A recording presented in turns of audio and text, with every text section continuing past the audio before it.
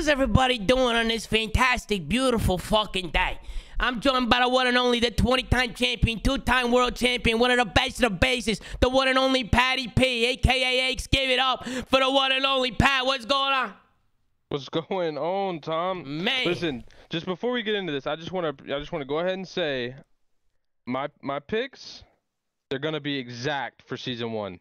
They're going to be exact? You think you're going to get every pick right? You're going to get every pick right? Exact. Okay, I like the confidence. Listen, I like the confidence, too. I think Pat is, listen, you don't shy away from knowing what's going on here, Pat. You usually know these things, these tier lists and shit like this. You're pretty spot on. Weren't your who won the predictions on the kickoff, by the way? Because I definitely fucking lost. My predictions were off. It was like a 4-way tie. It was me, Miles, Ali, I think, and Lando. Oh yeah, Ali got like a lot of them right. It was a 4-way tie. Jesus, bro. Yeah, we got like 7. Interesting. I got a lot, dude. I got a lot wrong. That's for sure. But let's also show some love to Ben, the one and only, my friend, my companion, my dog, the best of the bases, a staple to the Call of Duty scene. It's the one and only Ben Jetpacks. Let's get a win in the chat, Ben. It's awesome to have you on the show today, Ben. People love you. I love you. How you doing, Ben? How's everything going? Golf good? The work good? How's everything at Esports Engine? Talk to me, Ben. Talk to me. So Esports Engine going great. We're really excited for the broadcast tomorrow. We had a great rehearsal today. Besides the fact that it is snowing quite hard outside. So no, it is not in fact golf weather currently. Wait, it's snowing over there too? Yeah, you could say it's snowing outside. Wait, what is it? What is happening out there? Is it snowing or is it not snowing? Tom, it's definitely snowing. It's snowing? Okay, because I know back home in Jersey they got hit with a blizzard because I was talking to my mom. I think they got hit with like a foot. Yeah, that was over the weekend, right? Yeah, over the weekend. And then in Texas they're having snow over there too again for a second time. Because it happened last year. Remember last year, all the pros flooded into my apartment last year because I was the only one that had power. There were people in Texas, chat, even the cop pros that they couldn't get food. Nobody could get, the grocery stores were all empty. Everything was closed. Nobody had heat. Nobody had hot water. People in Texas don't know how to deal with snow. But I know. But what are you going to know? Listen, we get this weather like this a couple of times a year. It's great for golf season, by the way, because the snow helps with the grass growth. I watched a video on that. But, you know, you live and you learn, and we're in the middle of winter, so what am I expecting, 80 degrees outside? Like True. That's why I got the snow going today in the flank. I was going to take this off, but I figured, you know what? It's been fucking snowing. We'll keep the snow effect running. You know, add some energy to the stream. But, hey, before we start the show, Ben, Pat, I don't know if you guys saw, but the flank merge, for the first time, we'll be dropping an hour before the matches tomorrow. Guys, this is the first time the Flank is releasing merch. You guys have been asking for merchandise over and over and over again. We've just been waiting for the right time to do it. And there's no better time than the start of the season. So tomorrow, an hour before the matches get going, we're going to be releasing some merchandise. I put some teasers on my socials. If you guys want to take a look at it, I can show you guys real quick. We can kick it off with a nice black, clean hoodie. Got some FaZe logo on the back. I know some of you guys want more neutral, no FaZe, so that's why we got the white hoodie. Something more neutral for you guys. If you guys are fans of different teams and want something, you know, neutral, you got this. Then we also got the t-shirts, man. We're going to start things off with the Flank.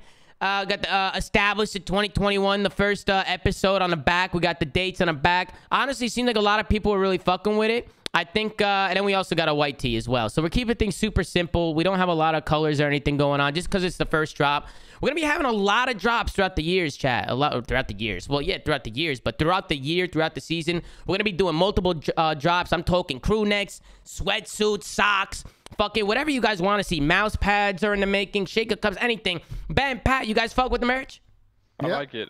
It keeps it simple and it looks good. It's clean. I figured the first drop will keep simple, you know, because it's the first one. I want to show the logo and then, you know, just keep it super clean. Sometimes that clean look's the best look, though. Like that minimalistic. Yeah, I like that. I agree because everybody can wear it, you know. It's not one of those things that scream gamer. I know that's like what some people like. I personally don't give a fuck, but I know a lot of people want to see merchandise that they can wear every day and doesn't kind of scream like, you know, it doesn't have a controller on it or some shit.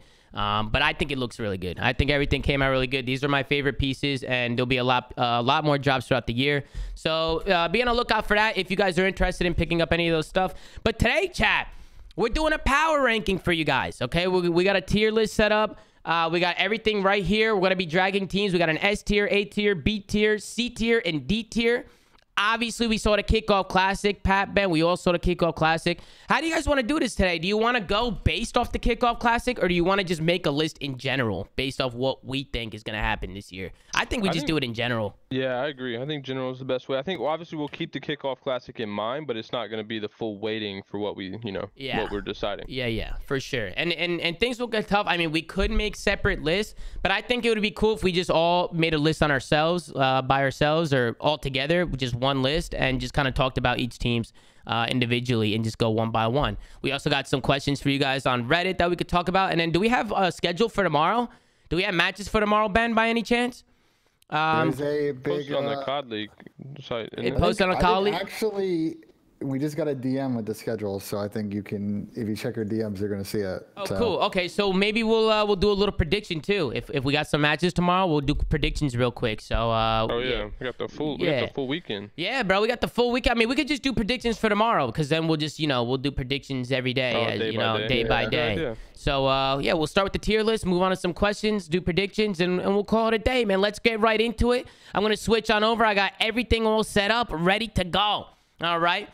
Right here, ladies and gentlemen, we got a tier list. We got all the teams down at the bottom. Atlanta FaZe, Boston Breach, Florida Mutineers, Los Angeles Gorillas, Los Angeles Thieves, London Royal Ravens, Minnesota Rokkr, New York Subliners, Seattle Surge, OpTic Texas, Paris Legion, and the one and only, the champions from the Kickoff Classic, Toronto Ultra. Where do you guys want to start? Where do we start here? I say we start with Paris Legion. Hold on. Do we want to go like team by team, or do we want to go like tier by tier? I think we go team by team, and we throw them in a tier. I think we should start with Paris, just because I just don't think people really have Paris up on the list right now. I feel like when I look at all the competition and I see Paris's team on paper, I don't think on paper Paris's team looks bad. I just think when you compare them to everybody else who's in the league, I just see them at the bottom of the league. I'm just going to be honest with you. Like, I don't see them turning any heads. I feel like they're going to be one of the first teams to make a roster change. Agree? Disagree? What do you guys think? I personally, I'm going to have them pretty low on my list, and I don't know what you guys think. I mean, I'm leaning toward agree for the most part. But I mean, I think this team's interesting. I think they do have dark horse potential, but I think you're right for the most part. Coming to the season and kind of where their stock is overall, it's going to be low, and we're going to keep them low until we see something out of them that we kind of turns our heads. But yeah, I do think they have dark horse potential. I don't want to take that away from them. I think they could definitely cause some upsets, especially early in the season, depending on how much practice they have in search and stuff like that. But yeah, I think I'm gonna go D tier. You're going D tier, so you're throwing them all the way at D. I was thinking maybe C, but Ben, what do you think? I agree with Pat. I don't think there's a lot to be said. That the pack of teams got stronger, and I think it is what it is, man. So we throwing them all the way down in D or C? I mean, D is like the bottom. Like we might as well throw them down there. If you think like 11, 12, like that's D tier. Like it is what it is. Okay. I mean, I love all the guys on the team, and I hope they do well. But for now, I mean, the expectations are just set low. So listen, at the end of the day, too, if we're throwing people at the bottom, show us up, prove us wrong, go out there and start turning some heads and beat some of these top teams. But Paris, unfortunately, we're tossing you down at the bottom. Wish you guys the best of luck. Let's go on to the next one. Who should we do next? Let's do London Royal Ravens. I feel like this one's kind of a sleeper pick. London, they didn't really show out at the kickoff. Honestly, kind of underperformed, and to me personally, to what I thought they were going to do. I feel like a lot of people have been hyping up London. I see a lot of the London guys in 8s and really grinding and really putting in that extra time. I think on paper, the team looks really good. I just think there's X factors there. I want to see Trey pop the fuck off. Obviously, last year, Zero, he had some issues with traveling and all that stuff. Obviously, COVID and everything didn't fucking help. And he ended up sitting a whole year out. Zero was sitting the whole year out. He comes back in. He's going to have a lot of people to prove wrong and try and turn some heads. He gets another chance back up there. I've heard great things about Nasty, great things about Gizmo. These guys are young. These guys are talented. Right now, I just feel like they're like a middle-of-the-pack team for me. I feel like they're just like... I don't know what to expect. I don't think we're going to see him at the bottom of the league. I don't think we're going to see him at the top. I think they're going to be somewhere in the middle. I'm thinking maybe a C here, but Pat, we'll go on board with you. What do you think? I mean, if I'm going to be fully transparent with you, Tom. Okay, here we go. This is my 12th team at the moment. Last place. You think they're all the way in the back? I have Paris above them in my rankings. Okay. So. Okay. Why is that, Pat? Why is that? Why is that, Pat? I'm not buying into the London hype just yet. I know they got a full rebuild. I love Trey. I got confidence in Trey, but I just don't know if I'm buying into the rebuild of what they got going on right now. Again, I think as with all D-tier teams, they have dark horse potential. They have upset potential. It's not going to surprise me if they do upset a good team, a team that we have in a high ranking. But overall, for the totality of season 1, I'm gonna go D-tier for the London Royal Ravens. Okay, so you're going D. I was gonna throw them in C. I was gonna put them a little step ahead of Paris. So Ben, you're gonna have to be the middle ground here. Okay, this is where Ben Janisim comes in. What are you thinking, Ben? I think I gotta go with Tom. Actually, I think this is a complete wild card team. I think there is some dynamic young talent on this team. And I think Trey and kind of his consistency is going to be a huge X factor in this team. Like, this team could be a surprise top 6 team, top 4 team, but it can also be a team that really struggles to gain momentum and they're near the bottom of the league. I think C to me would be a fair ranking for where they're at right now. Ben, I feel like you're judging their trajectory. You're not judging where they're at right now. Like, yes, they do have wild card potential. Played one series at Kickoff Classic. That's why. Yeah, but I haven't heard that many great things from their scrims either. So I heard they've been struggling in scrims too. I did hear that. So I mean, as of right now, for the totality of season 1, are you really confident they're a C-tier team? I've still got some hope for London. I got hope for London too. I think you know what it is, Pat. I just think they're talented. Like I think when you compare them to Paris on paper, I think they're more talented. But at the same time, they a better team. They might be better talent. Yeah, you're right. You could be right. You could be right. I personally think they're pretty equal. I got Paris a little bit better. But yeah, I mean. All right. Well, listen, we're gonna throw London in the C for now, because Ben, you agree with me. Yeah. So we'll throw them in the C, but Pat had London probably in the D, right? So keep an eye on that. We might change this too. Yeah, we'll see. This might shift. I think we're gonna play it out. We're gonna go through the whole list, and we might end up shifting towards the end of it. So we'll keep this one pushing. We'll keep it fucking going. Next team, I want to go on board with the New York Subliners. Wait, say it again. What, the New York Subliners? What's the problem? How you pronounce it? York. What's New York. What do you mean? New York Subliners. What's the problem? Is there a fucking problem? Ben, you busting my balls. Problem. You busting my fucking balls right now. Live on a fucking flank. The fuck is your problem? All right, Ben, just for that, you go first. What do you think of the New York Subliners? NYSL, Pat, recently just dropped some NFTs, too. You saw that? So I didn't see that. You didn't see that, Pat? They dropped some NFTs. People are not liking it though, bro. People hate fucking NFTs. Well, so did 100 Thieves, but they didn't call it an NFT. They called it a something collectible something. Is that what they called it? I don't understand how these NFTs fucking work. They were very smart not to use the word NFT or the acronym. But. Yeah. But yeah, Ben, let's get your thoughts. Yeah, Ben. Ben, go ahead, Ben. What do you think? I really like this New York team. They made a lot of roster moves from last season, and now they've put the Clay and Krim duo back together. They have probably one of the top tier sub duos in the league right now. I liked what I saw from them in stretches at Kickoff Classic. It's early, and what I expected with this team is, there's going to be some squad harmony that they need to figure out, but I don't think any of us could sit here and not think that their ceiling is to be a team that could be a dominant force this season. They're a weird one to me because I just don't know how the rest of this list is going to shape out.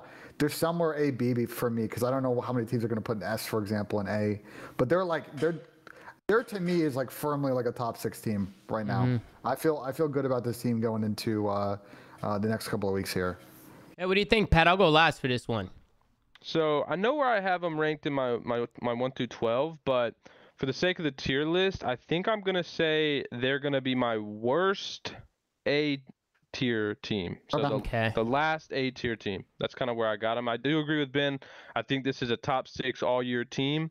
And where they fluctuate in that range, I'm not sure. Do they have the capability of winning a tournament? Absolutely. Do they have the capability of losing consistently and getting 6th, 5th, 4th? Yeah.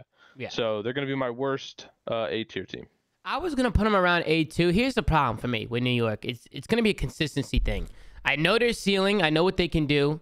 For me, Paco's the hard carry on the team. I feel like Paco's is fucking disgusting. I feel he's like gross. He's gross. I feel like they're gonna be playing around him. They're definitely gonna be playing around him. So I definitely think they have superstar talent. I feel like when you put Clay and Krim just as a duo, just on top of that, just the knowledge and just how long they've been doing it, they're always gonna be up there. They're always gonna be competing with the best of the best. Just for me, I just want them to be consistent. I feel like we see Krim go off, then he gets shit on. Neptune goes off, then he gets pooped on, right? Like, I just feel like they need to find a balance throughout the year where they're just constantly up there at the top. So for me, I'm going to put them in the A tier, but I think I agree with you, Pat, that they might be on the back of my list through the A tier. They might be on the back, but for now, we'll throw them in A. We'll throw them in there for now, and we'll see how the rest of this list plays out. Next roster.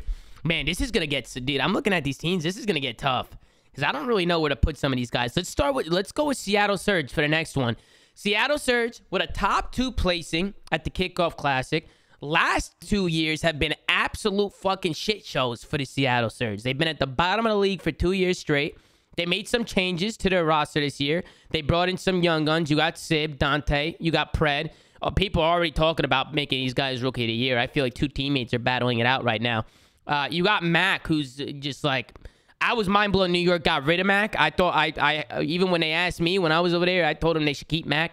But they ended up getting rid of Mac. Mac ended up going somewhere else, and he's performing. He's really comfortable. He's playing with people that he knows.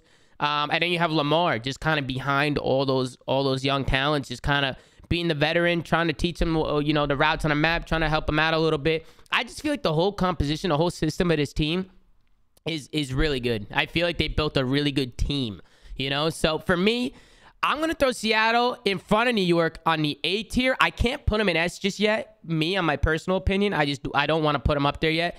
Just because I don't know if they have what it takes to consistently be at the top all year. I want to see if they have the mental willpower for this, especially because they're such a young team. So I'm going to throw them in A in front of New York. But Pat, I will let you go next. What do you think? Do you agree, disagree? And then when will you bang? I agree.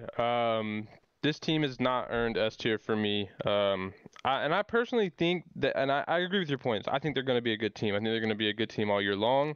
But I do think they overperformed at the kickoff. I think that was kind of like the first event. They obviously, Lamar included, had a ton to prove. So I do think they overperformed at the kickoff. I hope they stay consistent throughout the year, but I think they are going to be that like top 6 echelon team. I guess we do give them the edge over New York. I agree with that. I think it's close. I think though. A tier is good for them right now in that kind of that 5th, 6th range. So yeah, I'm gonna throw them in the A tier. I think you got it right. What do you think, Ben? You think we got this one right or what? I think this is an S team that you look at. Did you say S? S. Well, let me finish that. Okay. Their team has S tier potential. If you look at the momentum where they're going right now, how well they played last weekend.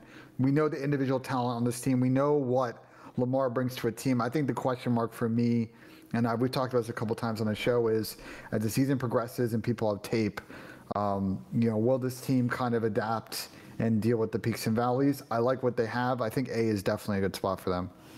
Yeah, I like A right now. I feel like they're in the right spot. Just to go back to my original point, like mentally, what I mean by that is just, a season's long. It's grueling. You go through a lot of ups and downs. Things are going to hit the fucking hay. I want to make sure that a team like this, if things don't go their way and they're not placing top 2 and they're not placing top 3, that they stay level-headed and they just remember that they could go back to the drawing board. Sometimes you're not always going to win. And you're going to have to fix a lot of mistakes. I just want them to mentally just be in the right place this year. Because I think if they are, and I think if they stay focused on their craft, and, I've obviously talked to Dante and stuff like this, right? Because I know Sib very well and Mac and all these guys. It seems to me that they're in a good mental and that they get along with each other really well. So I'm really excited to see what these guys can do throughout the season. Especially because the last 2 years have been complete dog shit. Let's go on to the next team. Let's do, Ben, I'll let you choose. Go ahead, and then Pat could choose the next one. Who you want to go on board with next? Let's do. We know who Ben's picking, Tom. Let's do the Boston Breach. Boston Breach. Huh? This one, go ahead, Ben. You started off. I actually don't know where to put this team because they had a really tough series and they fought really tooth and nail in that one in Kickoff Classic. So I don't really know.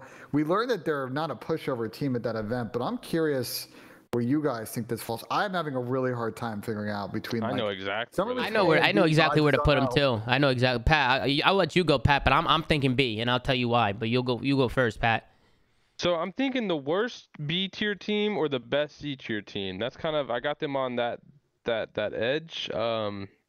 When you throw London into the C tier, it kind of makes me think they need to be a B tier. Because I have London in D on my list, but I think this team has a lot of potential. I think I'm glad this team formed. It's obviously an interesting roster in general.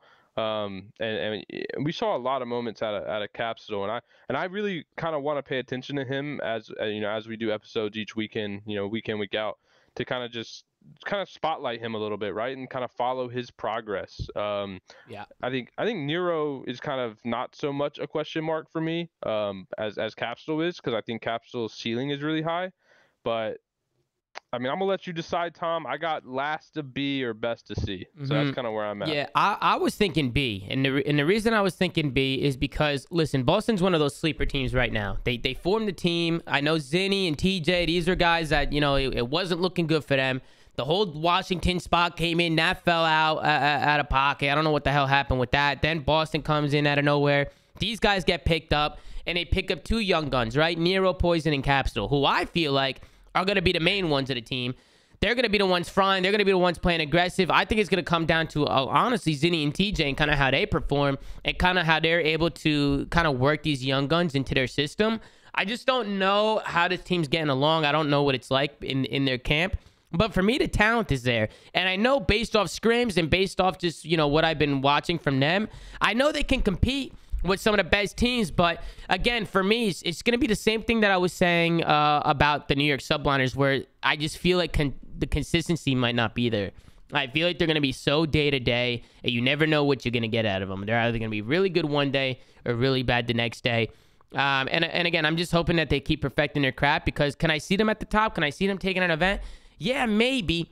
But right now, I'm looking at the middle of the pack. I definitely got them above Paris and London for sure. Just based off scrims and based off what I've been seeing, I feel like Boston's a top team. I just can't put them over anybody that we have in A or we're gonna put in S right now. So I think they fall right into that B spot really nicely, personally. So we're gonna throw them in B. Now I don't know if they're gonna be first in the B, last in the B. I have no idea. I think let's keep going through the list and we'll see how the rest of it plays out. Pat, go ahead. Why don't you pick a team next, Pat? Who are you gonna go with? Let's go with Ultra. Let me show Let's do a little Toronto Ultra. Let me show my hoodie really quick. They hooked it up, Pat. They hooked it up fast. Okay. Look at that. The Toronto Ultra merch. Looking good, Pat. Looks like $1 million. Shout out Toronto. Thank you so much. Shout out Toronto Ultra. Hell yeah. Where's my package? I don't get no Toronto Ultra package. What's going on? I'll be rocking the fuck out of that. Come on. Toronto, to me, I'm throwing them up in S. I think these guys really showed that they're a top caliber team last year. I think they showed that they were a top 2 team, top 3 team, whatever. They obviously top 1 at the time. They've won events last year. Like, this team is always going to be at the top. They showed it at the kickoff. They won the kickoff. I think the biggest thing about Toronto is just how well they work together as a team. They just always seem like they're on the same page. They have such a good understanding of how each player likes to play individually. So many different play styles, but it all works so well. You have Bance, who's roaming, playing creddies, playing corners. You have Kleenex, who's entry fragging. He never stops moving. He's always pushing that gas pedal down. And then you got fucking Cammy, who's kind of that in-between flex. Kind of just let him roam, get the kills, slay, do what he does best. And then you got Insight, who, guys, this guy's been frying since he's got into the league. Every time we watch this guy Insight play, he's piecing up. He's frying. He's just that brick wall behind these guys. So when you throw it all together, on top of good communication and just a good understanding of how to play the game, I'm throwing Ultra in the S tier. I'm throwing them all the way at the top. Now, things are going to get really tricky because I know FaZe, we're going to be putting them up there too. Maybe S or A, around there somewhere. I want to get you guys' opinions on it. The kickoff, Ultra 1. So we're going to throw them in the S tier, but I don't know if they're going to be first or second. I'm really not too sure. Ben, what do you think? Because you're pondering over there. You look like you're thinking a little bit. What do I think about Toronto? Yeah, what do you think about Toronto? You think they're an S tier? S tier. Next question, Tom. Yeah, that's what I'm saying, right? No, I'm saying. No, I'm saying things are gonna get tricky when we start bringing in OpTic and FaZe and some of these other guys, LA Thieves. I mean, I don't know if I put OpTic or LA Thieves or in S tier, but I think the only argument right now might be FaZe. So let's go on board with FaZe. Where would you put FaZe? S tier? No, it's got to be S tier. It's got to be S tier. S tier. If people are putting them in their A tier right now, it's probably because of the kickoff classic, right? I mean, if you want to kickoff classic, they did not look good. You know what happened last year if they didn't look good at kickoff classic? What happened? Stage 1. So again, we have sat here and preached caution to some of these teams. Here's the thing, though. Are you putting them in front of Toronto or behind them? No. We're not putting them in front of the Ultra. Come on now. The hoodie says otherwise. The hoodie says otherwise. Is the #1 team in the game until they're not. And something to keep in mind too. Ultra didn't make a change.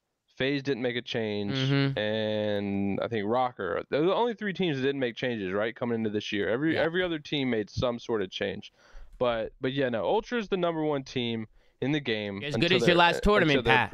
Yeah, until they're proved otherwise, they're the #1 team in the game. But yeah, FaZe. I think FaZe is kind of an easy question for everybody. They're going to be an S tier team all year long. I don't ever see this team not being top 4 at the end of all the standings, at the end of all the events. On average, they're going to be a top 4 team at worst. They're probably going to win a couple events this year. And yeah, based on the kickoff, I think they just had a slow tournament. I don't think individually they didn't play well at all. I don't think that's a repeat performance you're going to see for them. I think Simp will be Simp, a BZ will be a BZ. Cell obviously looked like the best player on the team at the kickoff. So, yeah, this is an easy S tier. Yeah, it's just not better than the Ultra. Yeah, I just feel like, I mean, if we're looking at the past year or two, I mean, you can arguably say that FaZe was not even arguably, I mean, they were a top team, especially last year, they were the best team. Year before that, you could throw who up? Probably Dallas Empire, right? They won champs, put Dallas up there. So, FaZe is going to be at the top of the league, right? S tier. For me, it was tough whether to put them in front of Ultra or not, but I agree with you, Pat. You're only as good as your last tournament. Right now, Ultra's on top. They won the kickoff. They're feeling good. And FaZe didn't look that good, man, at the kickoff. I'm going to be honest with you. I know it was a slow start, but it just didn't look like the FaZe that we usually watch. And Ben, I know you said last year they kind of went through the same struggles. In that series against Florida. Like I said, the biggest thing we got to be careful about with these rankings is a lot of teams that didn't play well at Kickoff Classic have now had a week and a half to go back from the tournament, watch VOD, and get better. Like that's actually a decent amount of time in the Call of Duty world. So we'll see. I mean, another thing we also have to keep in mind too is the predetermined schedule. So some teams like New York may end up with a really tough first stage. Meanwhile, a team like FaZe is playing Paris.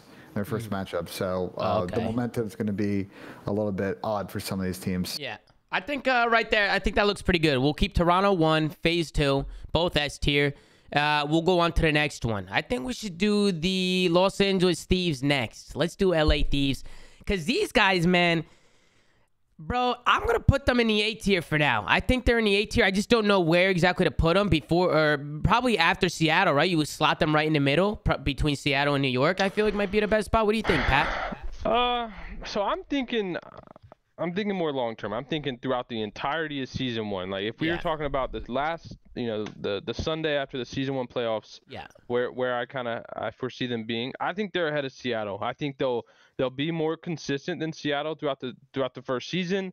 They surprised me, honestly. I mean, you saw Kenny tweet me a little love when I called him out that they would they'd get smoked, but this team surprised me. I think they look good. I think they're gelling really well as a team, and I think this team of all teams is gonna be consistent. No matter where they're at in their kind of threshold, I think they're just gonna be a consistent team.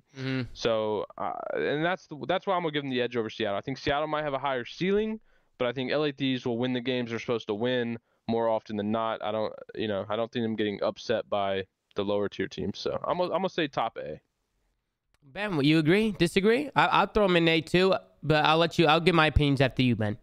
Yeah, I'm kind of been going back and forth on Thieves, and my current opinion is I kind of agree with Pat. Like I'm pretty high on this team right now. I like what I saw from them at the Kickoff Classic. I think they've got a really good rollability in a game where the meta per map is vastly different. It's sort of a little a bit of a change of pace from past seasons, where some maps are like 3 ARs, some maps are like 3 subs, and on some hills it changes in between that. So they're a team that can kind of go either way. I liked what I saw from Sam, and especially from Kenny. Kenny was definitely one of the standout players from last weekend. If you continue, he's been a standout player. I know, but when he's like in that takeover mode, like this team is so dangerous, man. So I really like the 8th placing for them, and I like where they're heading going into this first major. And I think it would be very interesting if the team figured out a way to win Major 1. Yeah, I mean, I love the team, bro, especially on LAN. I feel like Octane levels up on LAN. I'm going to be honest with you. I don't know what it is. I don't know if it's like a mental thing for him, but when he's on LAN and he's in his element, he's one of the best ARs in the world. On top of that, Kenny's been playing like a superstar for the last few years. I feel like he never skips a beat. I feel like Kenny's always doing his thing. And then you have Draza and Envoy. And listen, I saw somebody put it in the chat, but LA Thieves could have kept on going at the Kickoff Classic. I feel like they kind of trolled. I feel like they kind of tossed it away. I feel like LA Thieves, yeah, that map 4 was the Tuscan Hardpoint, right? When Envoy hopped off the hill, and there's a whole bunch of problems going on there. There's another timeline where they won that Kickoff Classic for sure. Yeah. So for me, like I really like, and then again, the same thing that I was saying for. Who was it? I was saying about Toronto Ultra with the system and how they are as a team. I kind of get the same vibes from this Los Angeles Thieves team. I feel like they just understand each other. I feel like they're in a good state of mind right now. Hopefully that happens consistently throughout the season, but I'm going to put them in the A tier. I'm going to put them right in between Seattle and New York Subliners. So we'll leave them right there. I think that looks pretty good. What do you guys think? That looks good, right? I think that looks pretty good. I'd edge them up a little bit, you know. You edge them up over Seattle? You want to put them over Seattle? I'm thinking the totality of season 1. I'm not going only off the Kickoff Classic. I'm going, where do I think they'll be at the very end of season 1? And to me, I think they'll have a better record than Surge, and I think they'll place better in playoffs. Okay, so listen, Ben, you got to be the tiebreaker here, because I'm gonna slot them there. Pat wants to move them up over Seattle. Where do you think we should slot these guys? I think, this is tough, man. And also, before you go, huge shout out to Vico in the chat, man. Vico, a lot of people were going in there, showing him some love, gifting him subs. He ended up shaving his head, and now he's raiding the stream. So shout out to Vico. Thank you for the raid, boss. And you look good bald, boss. You do look good bald. I like the look. Before you answer, I want to ask you a question. Yeah. 2 questions, actually. Okay. Do you think Thieves will have a better win-loss than Surge throughout season 1? Well, who do they play is a bigger question. I don't care. Let's scroll through real quick.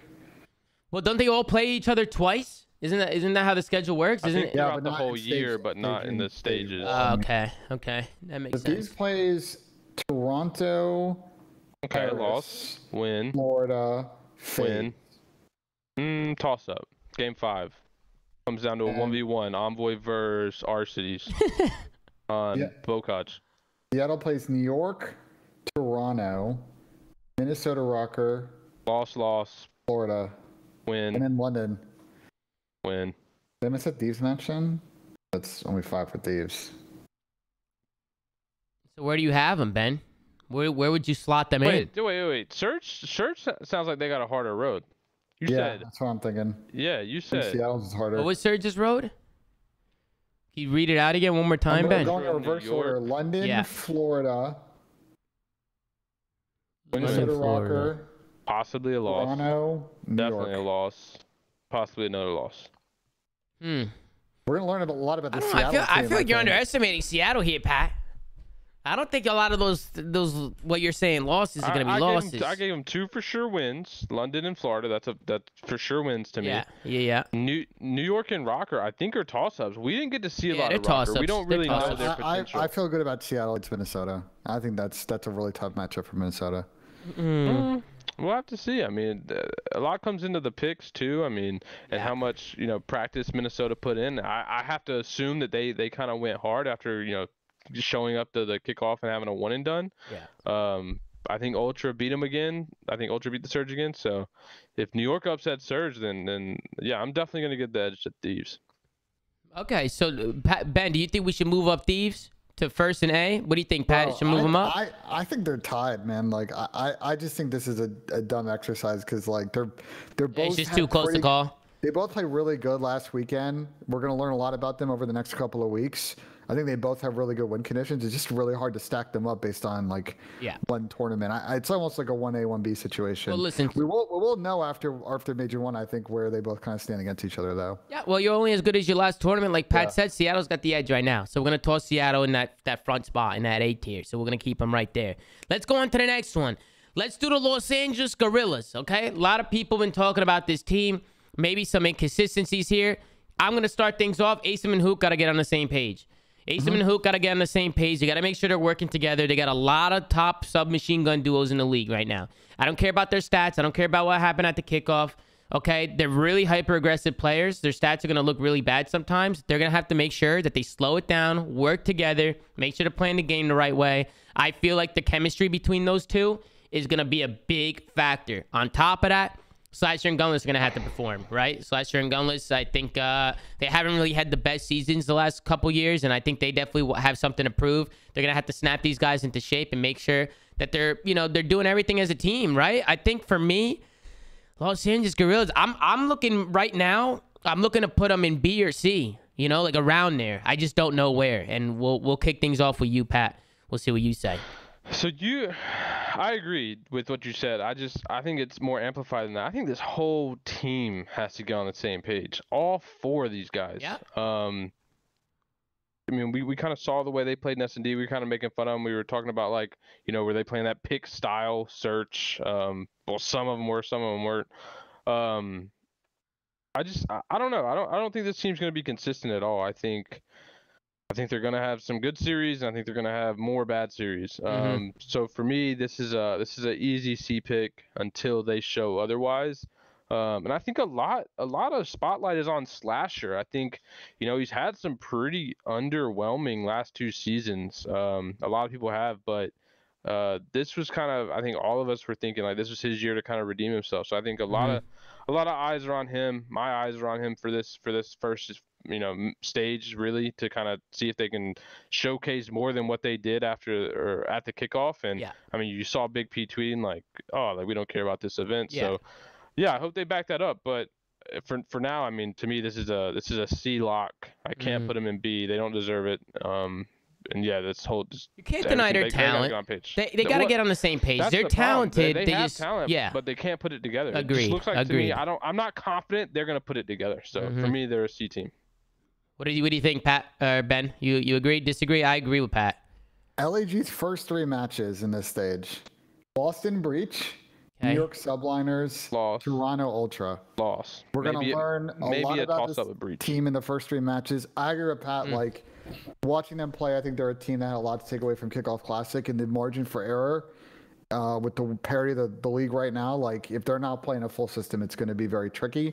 I think they've got great talent on that team. They have takeover players, but they're going to get tested early on here. And I think right now I agree with Pat's assessment of where they stand, but they can move up pretty quick if they come out to a hot start here. Oh yeah, of course. I mean, listen, a lot of these teams can, even London, even Paris. I mean, Boston. If these guys come out and start swinging early, I mean, they're gonna make their way up this tier list. They'll start being looked at a lot more seriously. I mean, listen, every team in this league is being looked at seriously. Let's be honest. The team from the league from top to bottom is super talented. But you know what I mean.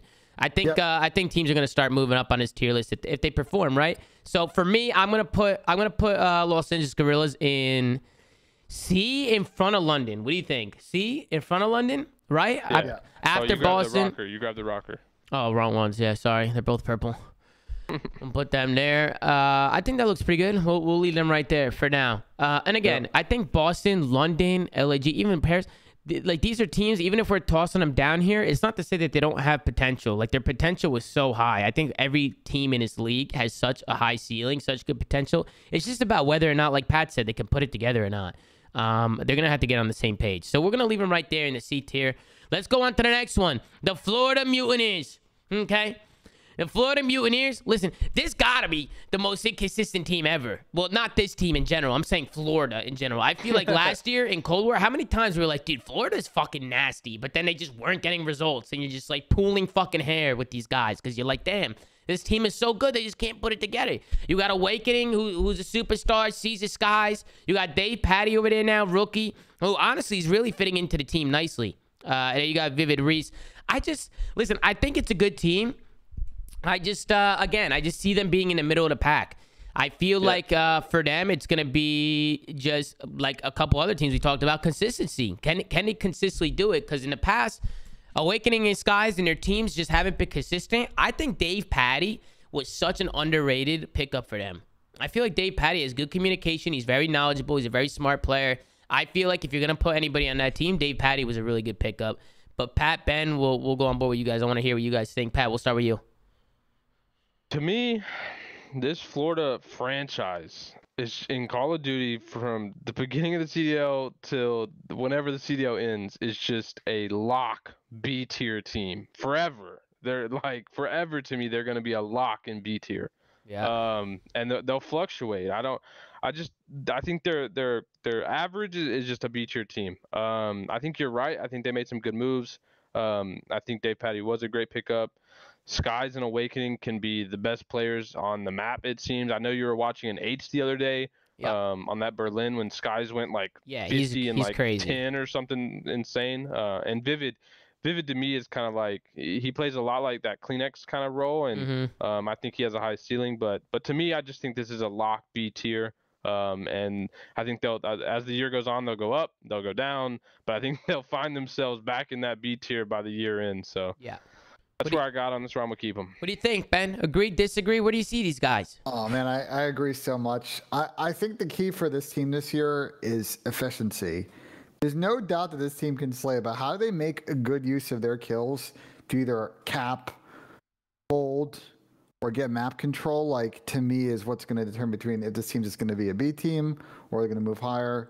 Like, I agree with Pat's assessment. They're basically just smack in the middle of all these teams right now. Over Boston, under Boston. What, you think over Boston? You'd put them in front of Boston?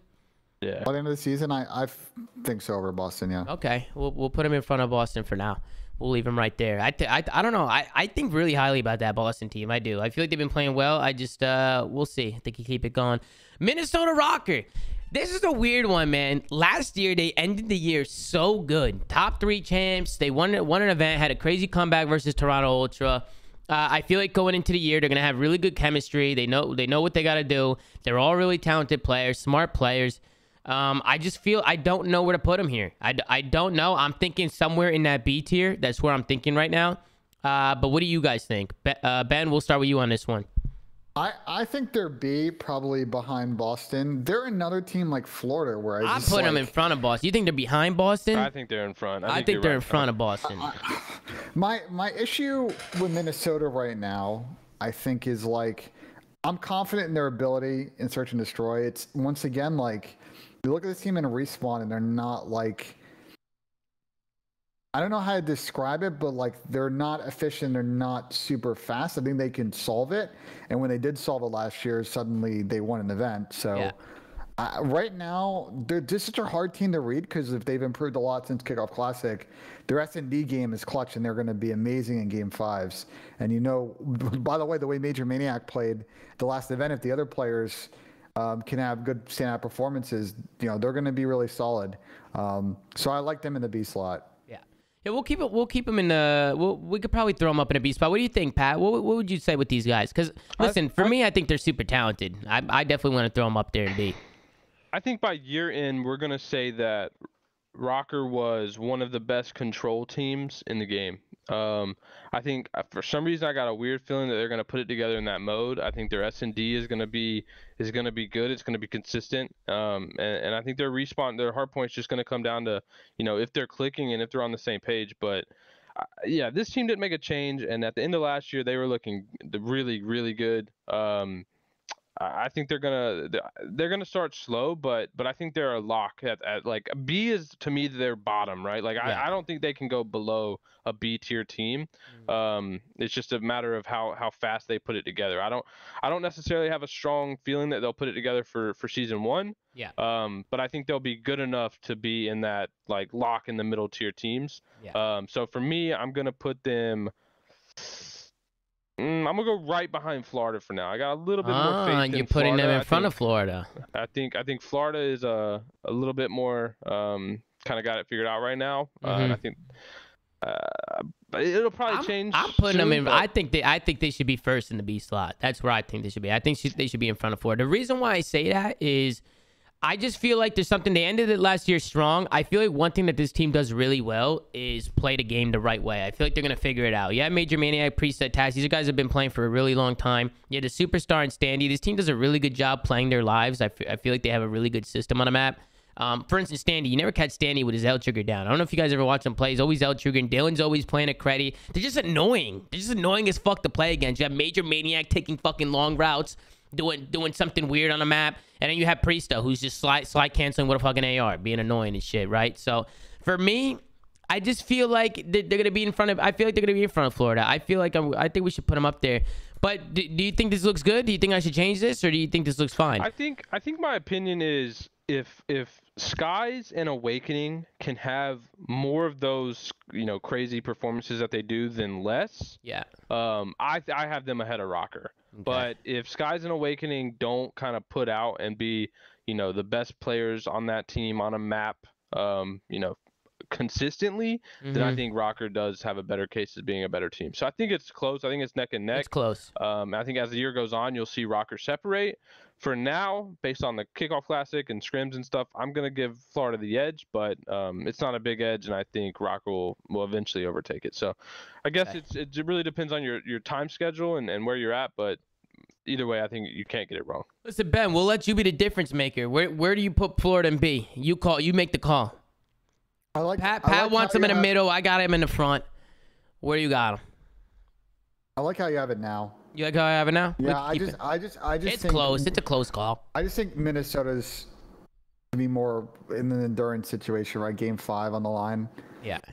I just like what they have and the package they have, and they showed it last year with that insane comeback. Again, the difference is Florida's a better like hardpoint team on paper, I guess. Yeah. Whereas we really only saw Rokkr be excellent at game mode for like days, weeks at a time. So, but at the end of the day, S&D wins you chips. So.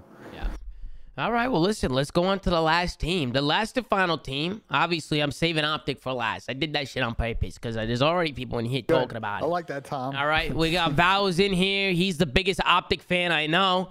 He's always fucking raving about these guys. Listen, one thing you can't deny about OpTic is how talented they actually are on paper, from top to bottom. I mean, when you just look at the main AR slot, you got Dashy, one of the most gifted players in the game. You got Shotzi and Scump, the king of COD, and one of the best movement-based players in the game up top.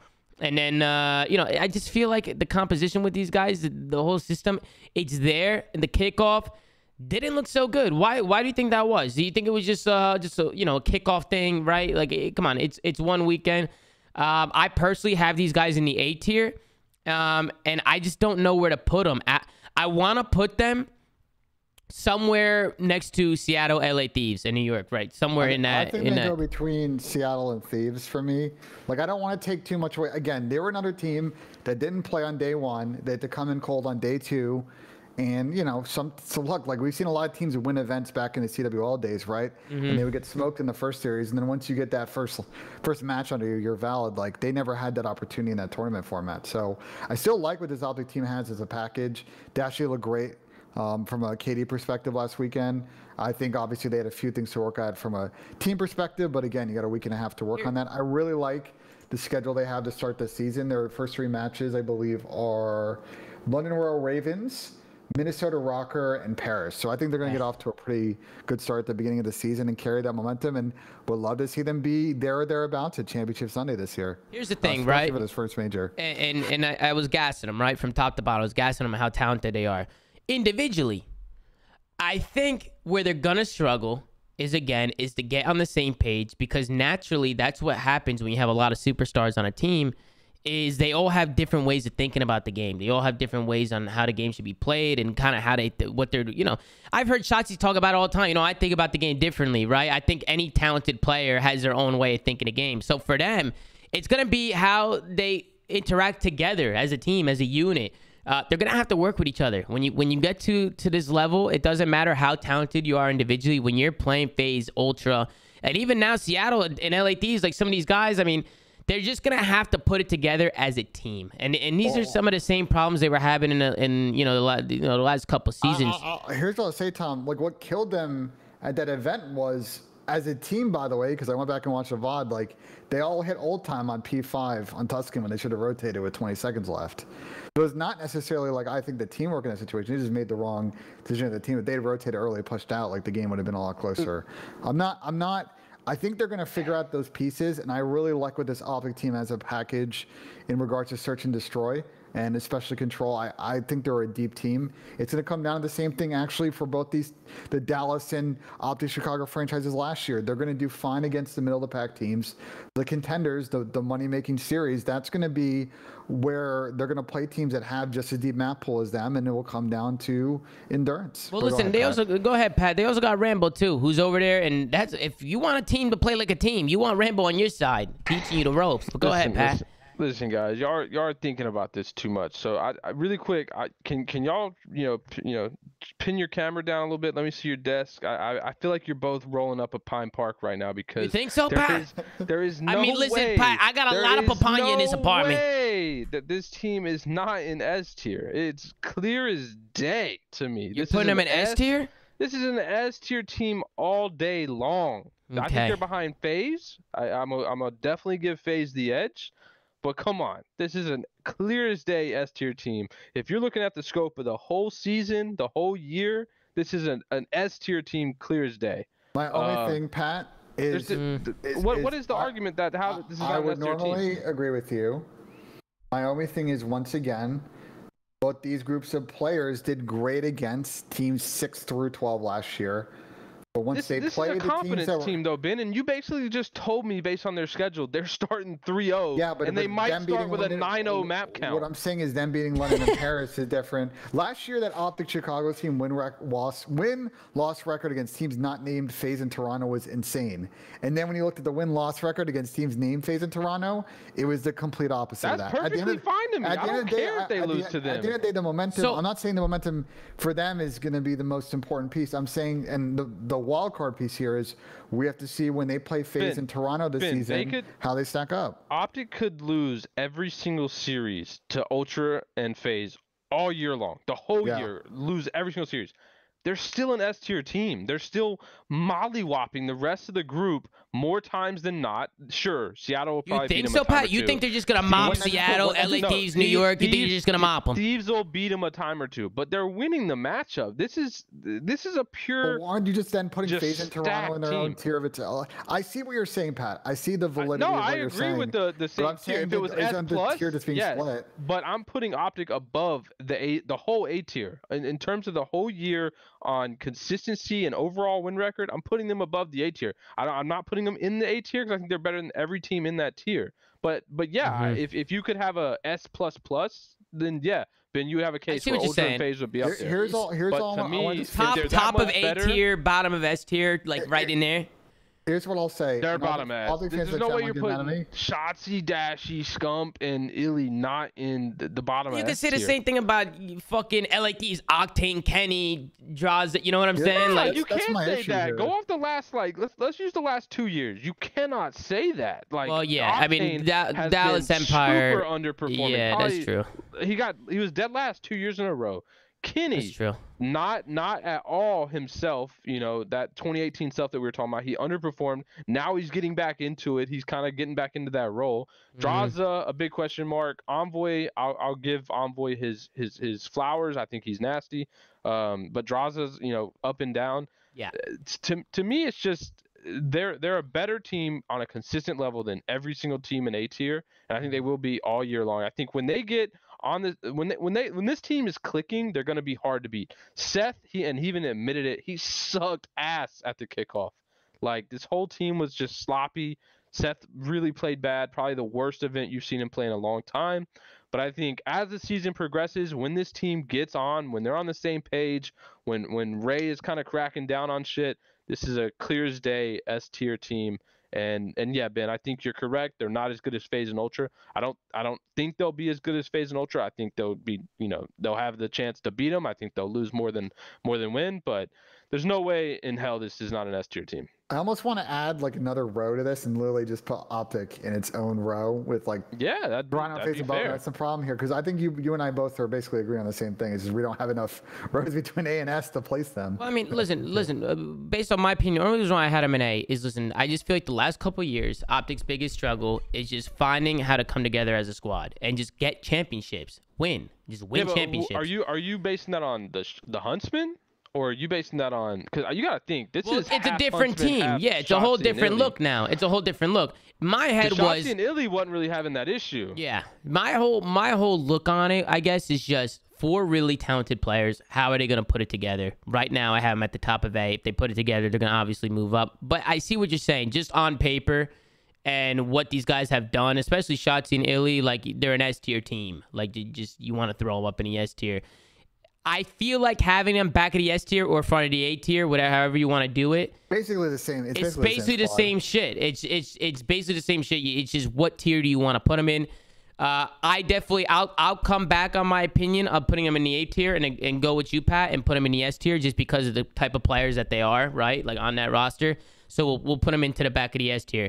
But I don't know, man. It's gonna be tough. It's gonna be a really crazy year. I feel like the teams in the A tier on a good day could beat the teams in the S tier and vice versa. You know why I really have this opinion is because when I look at Vanguard, I feel like there is not that much complexity in terms of the game. Yeah. So my thinking is that once every pro team has kind of figured out how they want to play and figured out the best way to play overall, once that threshold's met by these pro teams, then you really go down into like, all right, what's the skill set of these teams?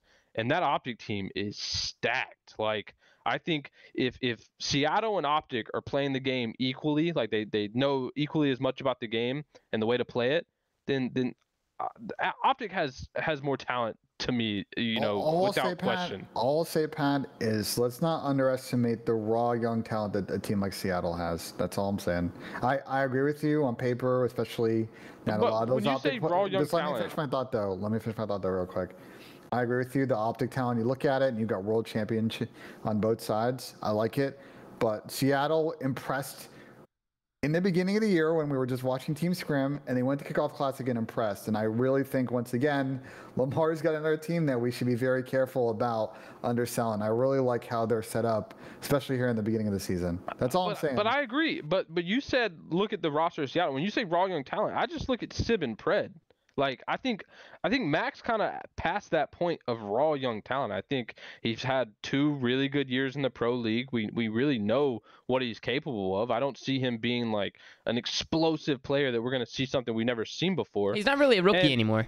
Yeah, he's not to me. I think you're right with the raw young talent too. He's only been in the league for a couple of years. He's definitely young. And then we go to Lamar, and the Lamar deserves a lot of props for this team, but I don't see him being like some massive explosive AR player. I think we kind of know Lamar's ceiling, and he's kind of transitioned more into a leader role anyway. I don't see him being like a 1.2, 1.3 main AR. Lamar is not like there are players in the league. I don't remember Tom who came on here, like I think it was Looney actually, and talked about like why players like Shotzzy and Simper, why they are, because of their Ben Bance, who's in the chat, does the same thing, like their unpredictability.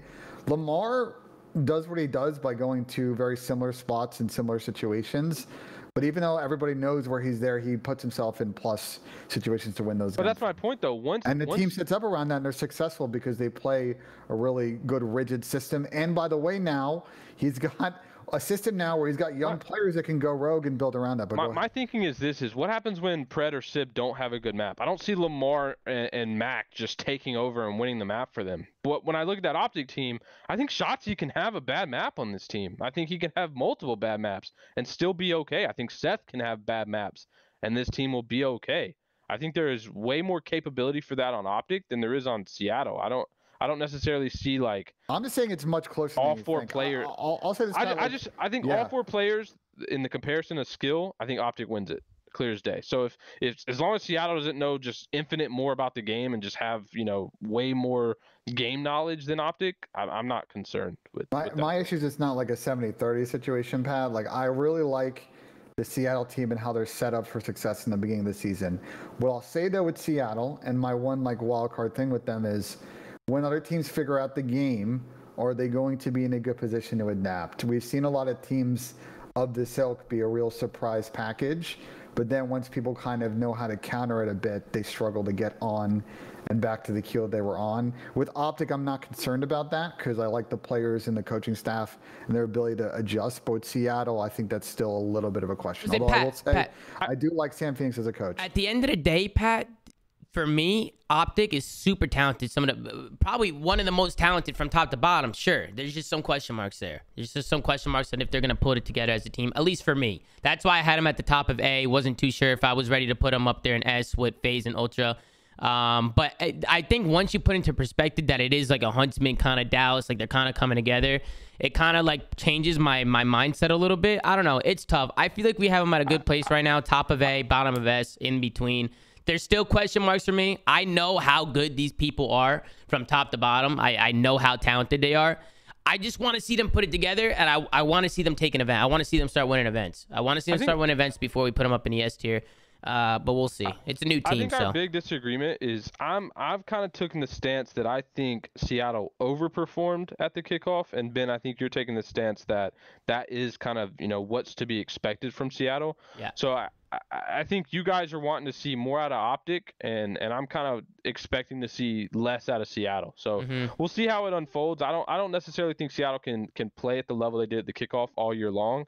At a consistent level, and I think OpTic will kind of ramp up especially as the year goes on. But well, that's that's basically what I just said, which is like I feel good about Seattle for Major 1, but they with that rigid sort of structure play for the whole Major 1 though, like the whole to the end of the season. It's only like a month. I'm saying like teams. Yeah, but when they get those reps, but you know how it gets paced out. Like, get reps. Yeah, but like by the time we get to, I'm more concerned about them for like the middle of the season, because with that structured play style we've seen in the past, that like you need to then be able to figure out the part when people know how to counter you. Like if you get past that and you're constantly evolving your setups and your situationals to match what the meta is, like you're valid. And I like OpTic's ability to do that more, but Seattle, I don't think that's a solved question, and that could swing them in a lot of different directions on this tier list.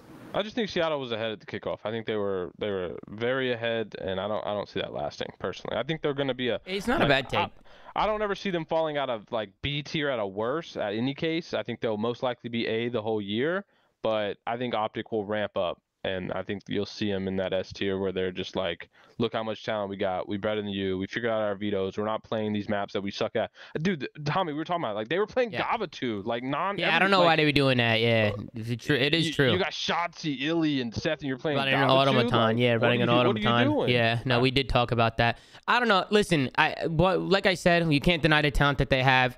On paper, definitely an S tier roster. I was putting them in A just because I think they're really talented. I just don't know if they could put it together to actually win events this year. I'm hoping that Rambo can get these guys on the right page, and they have a good foundation and a good system to take some home. We know that they're winners on that team. You got world champions. You got fucking lots of talent. I think Dashy's gonna be chasing for that trophy again. He's only won one event. He definitely is hungry for another one.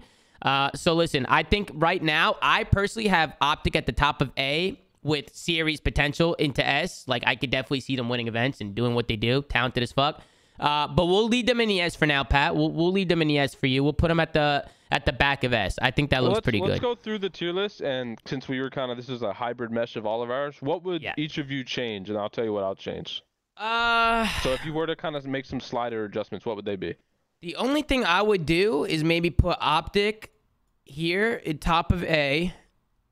And then I like Minnesota. I mean, I'm the one who's been controlling it. So for the most part, this is like pretty much my list. I like it like this. Just like this. OpTic in A, Ultra FaZe S tier. OpTic top of A. I think OpTic's in a league of their own of all those A tiers. Better than them, but I don't know if they're at that, if they're going to be able to take down FaZe and Ultra just yet. I really want to see. I can't wait to watch these guys play during the regular season because it's going to be a hell of a fucking season. So much talent. But right now, I think this would be my list. But put in OpTic right here. But what about you, Ben? What do you think, Ben? I think it's LAG's in a weird spot. And it's just because of the parity in the league right now, because I feel like the talented team, they should be so much higher. But I just like don't know what to think of them as a team.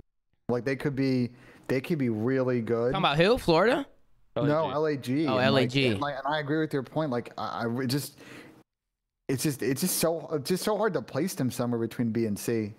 But I think the rest of the list is pretty solid. Okay, well, listen, I don't think the list is bad. When I look at the list, I think we did a pretty good job. I'm gonna be honest. This is what I would change. This is what I would change. What would you change, Pat? What would you change? Drag London down to D behind Paris. Okay.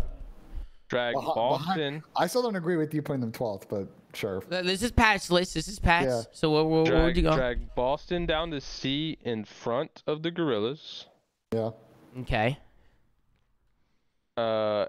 And then for now, I was gonna say the Rokkr Mutineers, but that's pretty much a coin toss for me, so I don't really care much about that change. Okay. So that's my list. That's where I'm at. That's your list right here. Okay, so yours looks a little different. I don't agree with the London all the way in the back. I don't agree with that. I don't agree with Boston at C, but like they played one series and they were solid in that series against New York. It just went the distance. So I don't know. They're another team too. Like, this list is so funny because like in a week we can have a completely different we gonna be completely different. Yeah. Well, see, here's the thing. I think it'll be cool to periodically do these. You know, like every month or two, do another power ranking, and then at the end of the year, we'll compare the first list that we made to the last list that we made, right? Because at the end of the year, when everything's done, when champs is over and all that, the power rankings are going to be easy. We're going to know who was the best of the best throughout the year. We're going to know who goes where, and it's going to be simple. So this is Pat's list. I also had LAT in front of Seattle. Like that. Okay, so yeah, Los Angeles Thieves. Okay, so this honestly, that's where I was at. That doesn't look that bad. I kind of like that.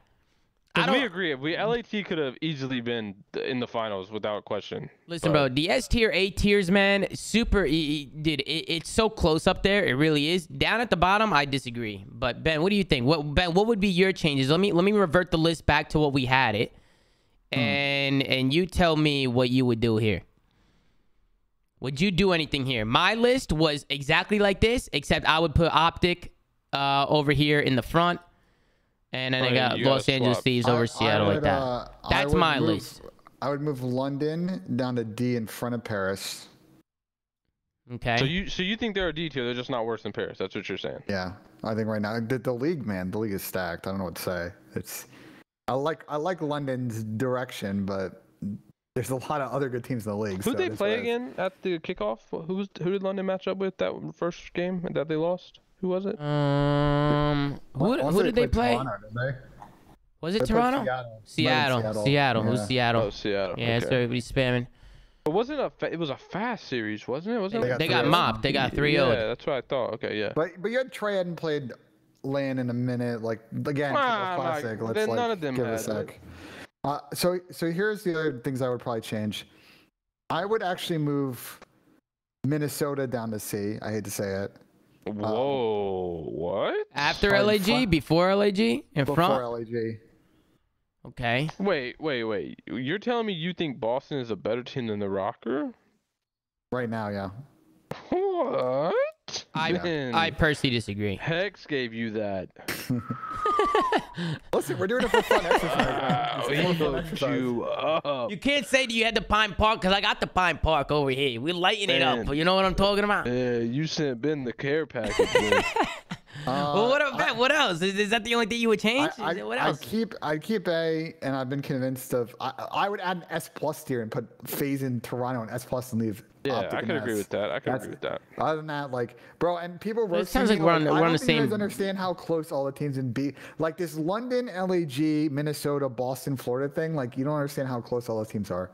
Literally, one series is going to move these teams 4 or 5 spots in between each other. It's actually well. Listen, right, let me bring the list back to what we had it right because we had how did it go here? We had London after LAG, Minnesota. Where did we have fucking Minnesota again? Were they I had them in front. I had them in the front. Yeah. In front of A. Like this. This was our original list. So this is the official list. You might as drag. I mean, if we're gonna do it like that, we might as well drag Paris to C and put them behind the Ravens, right? Like. Yeah, we could do that. We could do it like that. I mean, I really don't like the way that looks. That kind of makes it because I mean we do agree that those like. Or we could do like that. Then we just slide everybody down and just give OpTic its own tier if you want to do that. Oh, you're saying give OpTic like an A tier and then by itself. You can also name the tiers in this, I think, right? If you click the gear wheel, you can just name it the OpTic tier. I mean, yeah, but I mean, we're not gonna do that. I mean, we can we can do drag that. Paris down and then drag all of B down and all of A down by 1. You want me to drag Paris down with London and D? Yeah, and then drag all of B down with the LAG. Gorillas. Yeah, but put the Gorillas last. So yeah. Okay, put the Gorillas last like that, and we'll drag all these guys down, and then OpTic like that. Actually, that doesn't look too bad. Yeah, I kind of like the way that looks. That's where we're at. I feel like that looks pretty good. It looks a little fugaze though. It does look a little. Wait, that looks fugaze though. It's not fugaze because it's. You don't think so? No, not because there's more teams in that C tier, which kind of makes sense because that's what we're agreeing. Like there's that whole C and D is kind of a toss up. Yeah. The only thing now is like. We're kind of disrespecting Thieves by hold on. You know what's crazy? You know what's crazy? We need another we need literally another. I don't like this. I don't like this. Hold on, listen to this. My top 12. This is what I had going into this. So I haven't edited this since 5:30 p.m. Toronto 1, OpTic 2. Oh no, sorry. Yeah, no, I actually had OpTic 2 here. FaZe 3. But Chandler's saying you're gonna hit the gear wheel and actually add another row, Tom. Thieves, Seattle, New York, Rokkr. Yeah, another row then, Mutineers, bro. Breach. You make this so much easier. Sorry, no, that was exactly what I had. No, I was just saying that's exactly what I had, except for I put OpTic as 2. I got faith in this OpTic team, bro. By the end of the year, I think they'll be better than that. Pat, you looking at trajectory, Pat? No. I'm looking at consistency, Tom. Consistency. Listen, bro. I honestly, I had them at the top of A, and I had my concerns just as a team, how if they can actually win. I hear what you're saying. I can't disagree with you. A small map pool also, and we're assuming there's going to be a small map pool, right? We have no guarantee on DLC coming in and helping the game out right now, and I think a small map pool helps this OpTic team. I think it really does. I think if they're able to get like 2 to 3 really good hard points and they get good at both the controls, then they just, fuck it, they just veto their worst hard point. I don't even care if they play Gavatu. They just can't play Gavatu against the Thieves. Like, you can't play that against AR dominant teams. But this will be the official list, though. Benefits them. This is the official list of the flank right here. I think we should make this I think this one looks better than how we had it. I don't like putting OpTic in their own tier. I can see why we should do that, like put them in their own tier, but at the same time, feels so disrespectful to Paris. I just don't see a world where like they're that much worse than the Ravens. I see what you're saying. But then when you put OpTic in their own tier, then it just looks like you're disrespecting like Los Angeles Thieves and you like putting them in B tier. It just seems weird. No, I like how we got S and A, but I would just drag the B through D. Here are the games that Paris plays, Pat. I mean, realistically, we could throw Paris in the fucking... First of all, I don't know what I'm doing here.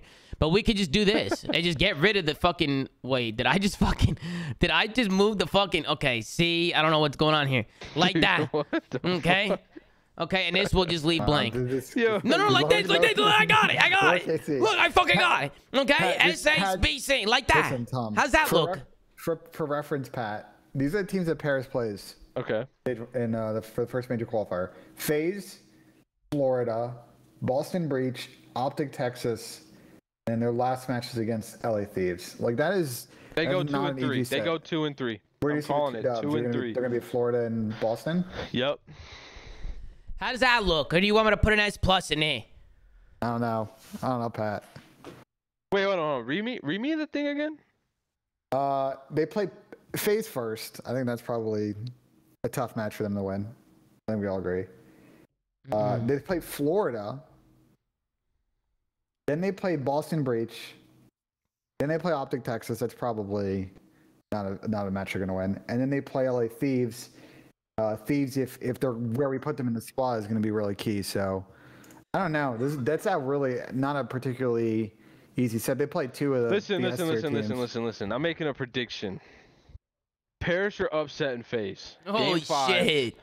They're winning that series. Game 5. Dude, that'll be fucking nuts. What it's going to come down to, I don't know what map it'll be or what round it'll be, but I think Paris is just going to have they're going to come in hot and they're going to upset FaZe. Wait, hold Just on. my prediction. Pat, listen, clip that shit right now, because if it happens, I'll be mind blown. Second off, I think this looks good right here. I think this looks good. Yeah, that looks good. This looks good, right? The official list, ladies and gentlemen, of the flank. How you doing? It's what I'm talking about. Looks good to me. Get your screenshots, post it wherever the fuck you want to post it. This is a list we came up with in order too, guys. Even the S tiers, we got everybody in order from best to worst, whatever you want to call it. Obviously, any one of these teams have potential to make moves, turn heads, win tournaments, the whole 9 yards. Talented players from top to bottom. But right now, this is the list we got on the flank. You know what's really weird? What? Of this list, C tier has been basically the same the last 2 seasons, right? Like what, Los Angeles Gorillas, London, and Paris? Yeah, Yeah. but LAG could have a hot start here. No, I know. But other than Seattle, like obviously Seattle was in that tier as well, but those 3 kind of were guaranteed that spot in the last 2 years, and they're starting off in that spot now. So that's interesting. That is interesting. But I do think LAG has some talent this year to. The only thing, Pat, is the other team that was there with them was Seattle, but clearly they've turned that around. So. Well, they've turned it around for now. I still think they overperformed. I don't think they'll fall back into that tier, but I do think they overperformed. I think as the year goes on, we might be adjusting our thoughts based on how consistent they perform. Well, listen, let's keep it moving now. We got some Reddit questions, and I don't know, do you have the matches for tomorrow, Ben? Because we could skim through predictions. We'll do that last. We'll skim through the predictions real quick. But let's just quickly go through some of these questions here, man. We like to talk to the community, see what you guys are thinking, what you want answered, what you want talked about. Let's see what you guys came up with. Best player on each team as well. Oh, we could do that fast. Hold on, Tom. Before you do this, that fast. 12? Damn, we're gonna be here for a minute. I gotta go to my Twitter really quick because you were tweeting me. I know I was tagged. What? I tweeted you and what? I was working and I saw it. Brown Nebs on Twitter. I just wanted to call you out, bro. You are a moron, bro. Oh no! Oh no! All right, go ahead, Tom. Wait, what did he say? What did he say? Tom, this is the guy you were arguing with, bro. Oh, I was arguing with that guy. Yeah. Dude. Listen, sometimes people they just say things that just make no sense to me, man. You know what I'm saying? Dude, Tom. So you're verified, obviously. So that pops up on my feed on my phone. So I was just sitting here, you know, working, doing my thing, and I'm just looking down at my phone, just popping up. I got tweets from Tom. I'm like, yo, what is going on? Nah, dude, it's just... I see this thread that you're just arguing with this Brown Neb guy. Bro, listen, sometimes I just like I don't know what's wrong with me. I just like it. I like the banter. I'm going back and forth with this guy. I just didn't agree with anything he was saying. Honestly, I didn't agree with it. But let's get into the questions. Best player on each team. Let's go through it quick. I think we can do this fast. Toronto, Cammy. Yeah.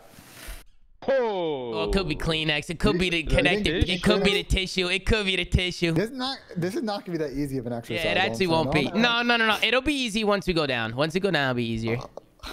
I think. Go ahead. I think we all know. Listen, Cammy Ultra. FaZe.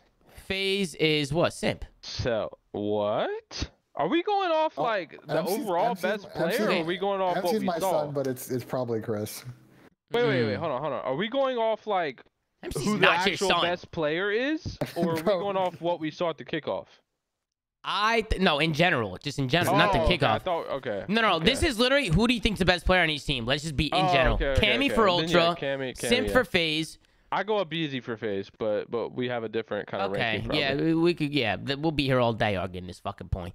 And we got OpTic. I'm going Shotzzy on OpTic. I think Shotzzy's the best right now on OpTic. You got for Seattle, I'm going Sib. I personally think Sib's the best one on that team. Either Sib or Pred. I'm going Pred. Sib or Pred. I feel like that'll be like kind of, you know, whatever. Los Angeles Thieves, Kenny, every day of the week. Yeah, I can't agree with that one. New York Subliners, Paco. Not even close. Guy's unbelievable.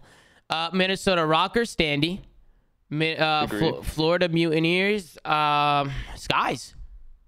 Right? Or Wake, or Big Wake. I think those two could be Skies. Whoever wakes up and eats the better breakfast, it could be either or. I'm gonna go with Caesar Skies. Boston Breach. The one and only Anthony Tony Zinni. You know, no, I think Capsule or Nero Poison. One of those two. You just said Zin dirty like that? I'm fucking with him. I'm busting his balls. I don't know. Come on. Who's the best player on this team? Capsule came out to his first ever LAN event. Well, hold on. I want to say something because somebody, and this wasn't like a diss at this guy or anything, and you know the person I was talking to wasn't hating or anything like that, but it might be you can correct me if I'm wrong. I believe Capsule other than that one map he had, played pretty bad in that series. He did get a fire clip though. What rookies go to land? That was a fire clip. Can you name a rookie that showed up to their first land and like super fried? Yeah, Tissue smoked me at BO4.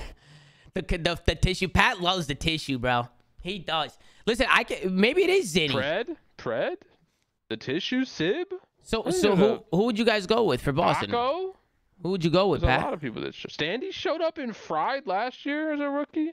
No, yeah, he did. Standy went fucking nuts. Who I go for Boston? Yeah. It might be Zinni. Yeah, it might be.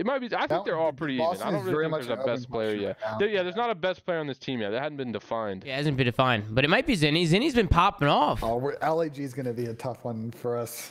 What do you fucking guys think? Big Tony. Big Tony's the best player on his fucking team. Go fucking put that shit on Reddit. LAG. I don't think it's ASIM. I don't think it's shit. I don't think it's any of them. It's probably LAG is gunless. Pierce. Big P's the best one on that team. I guess I haven't seen enough. I like that. Yeah. You like that? I go on Big P every day of the week. That's what I'm going. I need to see more. Apparently he didn't care. So I don't know how. Yeah, he didn't care about the kickoff. Apparently. Yeah. He didn't give a fuck. So we'll see how to fuck. We'll move on from that. We'll see how the regular season goes. Boston. For Boston, I'm just not gonna say definite person because we're gonna wait to see. No, I think it's Afro. I said Boston. I was talking about Boston. Oh shit, I'm sorry. Because we never actually picked a player. Keep going with the list there. Yeah, we just never actually gave a person for Boston. You know. A little bit too early there. Go ahead. Okay. Well, for Boston, nobody yet. But Tony will be my pick. We love you, Tony. And then London, we're gonna go with Afro. I agree with you, Ben. Afro, right? Yeah. Pat, you agree? I don't know enough about the other guys just yet, but yeah, I'll probably go Afro based on. Hype going into this season. And then Paris Legion. Oh, this one's tough, but I'm gonna throw something out there for the Paris Legion. I'm gonna give my best player on the Paris Legion right now. Tyler Fellow, ladies and gentlemen, is the best player on the Paris Legion. That's my honest opinion. I'll probably go Desi. Desi would have been. I feel like he's gonna be most people's choice. That's why I felt like mine was kind of a hot take. I feel like most people are gonna say Desi here or JT. I might say Desi too. I really want to say Phil. I also want to like Don's also a huge X factor in that team. Like Don is. With Don's play style, that's the thing. That whole roster is an X factor. That whole roster, really the whole roster, you know. Yeah. Yeah, for sure. I mean, listen, we'll see what happens. A lot of great players everywhere. Those are just our opinions. Those can change, fluctuate. I think we had some disagreements, maybe Simp and Abeezy, this and that. Boston, we still didn't know who will be the first player to get dropped. Okay, well, that's not right. Are we supposed to predict, like... I don't know. I have no idea. Let me think. Because I know this answer. Somebody from Paris. It's got to be somebody at the bottom of the league. No. First player to get dropped is going to be somebody on the Boston team. Ooh, Boston. And they're not going to get dropped. Boston's going to sign. They haven't signed a sub yet, I don't believe. I think they're going to sign a sub. They're going to underperform in between season 1, season 2, and they're going to throw their sub in to see how they do. It's my prediction. Okay, we could do that. What teams do we think is going to... Listen, I think the team that's going to make a change is going to be... who should I pick over here? Who should I pick? I'll say the Paris Legion. I think the Paris Legion eventually might change. But I don't... The only reason why I might take that back is because isn't the Paris... the system that they have behind the scenes, the people who run the show at Paris, they hate roster change, right? Yeah, they don't want to invest any money to make changes. So I see this team sticking. It's just going to be this core the whole year. I think Theory is their sub again. I think maybe LAG. It depends. I'm gonna pick a totally different answer to you guys. I think LAG is a safe pick. I like what I've seen from Yeez so far in Challengers, and I won't be surprised if Florida's maybe. Oh, that's a good shout. For a little bit more speed on their team. It's a good shout. Who do they drop though? Who do they drop? Because I don't think they dropped Dave Patty, and so you're saying they're gonna bench Vivid? I don't see that happening. Well, I guess we'll have to see. Here we'll have to see, but let's keep it going. What is this? Thunderbird Ravens have too much young talent, and if they aren't seeing results, I can see the veteran player Zero get dropped. He just doesn't have that accuracy slasher and Clayster vibe of fundamentally sounding that talent. Nah, dude, Trey needs some respect. I think dude, Trey needs some respect, bro. Bro, Trey's a smart ass fucking player. He's good. Like Trey knows COD. He's really good. Trey is just good at gaming, like in general. Like he's a smart just gamer. Like he knows what he's doing for sure. I think Trey adds a lot of value to that team.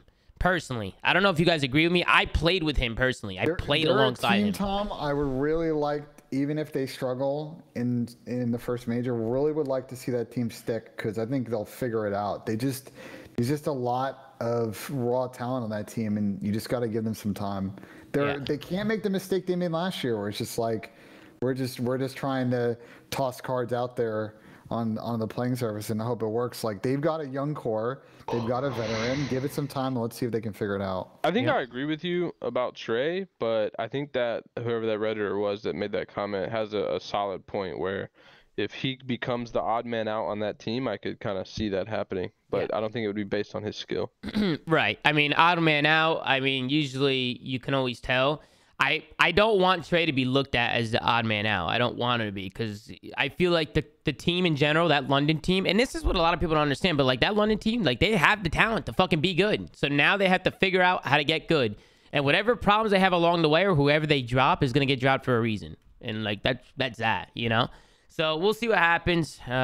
Sometimes people surprise you when it comes to roster changes. At the beginning of the Vanguard season, FaZe claimed that they pretty much despised the game. Do you think that could set FaZe aside from teams like Seattle or Ultra to have something to prove? And hypothetically, speaking of OpTic Texas, had to drop a player, which player would it be? I'll start with this one.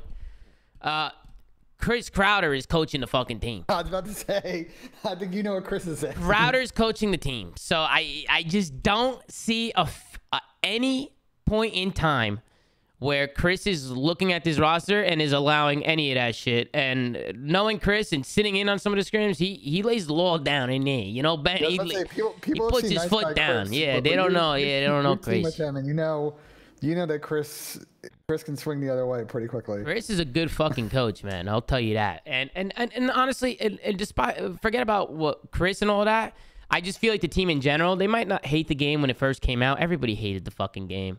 You know what I'm saying? Everybody fucking hated the game. Nobody wanted to play it, this and that. But when push comes to shove, they're going to have to play the game. Everybody's going to play the game. I mean, it's their job, right? So they're going to have to find a way to enjoy it. But Pat, what do you think? Do you agree, disagree? You think that them hating the game is going to impact them? What do you think? I think it can, but I think they just have too much talent for it to matter based on all the other teams. I think it could impact them being number one and repeating, but I don't see it, getting to the point where they're like, oh, we gotta make a change, or oh, like we're a top 8 team. I don't see that happening. Yeah, we'll see. I hope that's not the case because you don't want that to happen. I absolutely do. I don't care how good you are. If you still okay, no, that's just a comment. Illy's who Ben predicted as the scapegoat for OpTic. My vote is Dashy just because his teams seem to struggle with the consistency. Okay, let me just say this. I fucking hate scapegoats. I hate that word. I hate that people are even being looked at as scapegoats before the season even starts. I mean, it just doesn't make any sense to me. It doesn't. I just feel like people are looking at it in such the wrong way. But go ahead, Ben. What are you going to say? So what I said, you guys can go back and watch that episode. What I said is it was more of a plea to the fans. I said, like, do not let Illy be the one that gets scapegoated by the team from the fans. Because I think, and, Sean Collins, I think who writes for Dallas Morning News, he's sort of beat writer now out in Dallas for the teams that are out there. Like, he's written a lot about this team in the last couple of months. And, like, since I get especially around Illy is I think he's super valued by the coaching staff and the players see the tremendous value he brings to sort of the non kind of gun skill parts of the game. So I would say, like, in a momentum situation like that where it's 3vX someone, like I don't think Illy's gonna be the one that ends up an odd man out. It's sort of a weird situation with OpTic if they were to struggle. So I just like what Ender brings to a team. Is he as high of a slayer than sort of the ilk of the players that he grew up with? I think what we've seen the last 2 years is probably not. But is he a plus player of a team? I think absolutely. I mean, what by scapegoat? Are we talking scapegoat within the OpTic roster and team? People just looking at KD and just being like the fans. You're talking about the fans. Who are the fans gonna scapegoat? Yeah, that's what I said on that original show. If you remember, I like plead to OpTic fans. I'm like, when this team happened, hey, you want me to be? Yeah, I'll answer the question. Like, it's gonna be Dashy. Dashy's gonna be the scapegoat of the team for sure. In the fan perspective, I agree. Yeah, the community's already fucking talking about it. You already see it on Reddit. You already see that stuff. Team-wise, I don't see it. I don't think they'll have one. No, that's why I was like, that's why I was saying before. I was like, I hate the fucking scapegoat. And people in the chat were like, that. It's true though. It's true. Well, yeah, it's true to a fan, to fans watching, to people watching at home. But if you're actually on a team, if you're looking at a teammate as a scapegoat, that is a horrible way. Like, it's just your team's not going to succeed. It's just not. There's also just not a even if there was that kind of scapegoat mentality within that team, like there's no roster change that team's gonna make. You know what I mean? Like, that team just doesn't have a roster change. And they're not like that either. They're not like that where they would scapegoat and stuff. They're like that. also all friends, right? Yeah, none of those guys are like that. But hey, listen, I'm not saying that that's never happened on a fucking Call of Duty team. There's definitely been teams where you're a scapegoat. I might have been a part of them. But you didn't start out with like the crazy friendships, right? Like Dashy and Illy have been wanting the team since they started coming up together in Search and they just find everybody in OLTs like I specifically want Ben's opinions on Sniper and Smokes with an explanation point. This is why people miss you on the show, Ben, because shows where we talk about this, you're not there. People want to hear from you. Ben ain't a scene, man. They want to hear. What's going on, Ben? Talk to us. What do you think about this? By the way, I think, Ben, before you answer, they agreed Smokes are G8. That's what I saw that Crone reported earlier this week. So it looks like that decision's been made. I enjoyed what I saw from Snipers out at Kickoff Classic. Now, I heard that, and I think Crone reported this too, that some of the attachments on the Sniper are kind of out of play. I think teams are trying to like figure out how to make the Sniper OP. But like someone posted the stats on Reddit, like the Sniper wasn't just like some dominant gun at that event. I think Cottage is better when Snipers are in play. Hold on, stats do not show how good a Sniper does or doesn't do. Well, that's never been what Snipers show. Let me finish my thought. So I think that Snipers bring a lot of value to the spectator side of it, but I understand the pro argument about auto aim and the Sniper and the ability of a pro to do crazy stuff. So I just think it's better off we can figure out how to make them in. Like that's just sort of my POV. So I'm just going through some of the rest of these questions because I'm just seeing what else we can answer here. A lot of discussions going on in this Reddit. What is this? What's the worst GA that almost went through? Wait, Ben, did you ever talk about? Sorry, I was reading this. Did you talk about the Snipers and GA, the Smokes and shit? Did you talk about that? Yeah.